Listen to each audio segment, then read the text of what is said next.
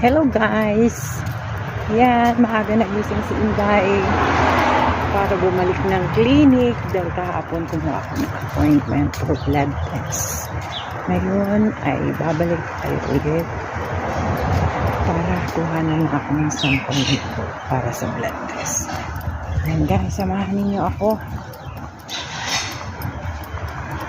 para pumunta sa clinic.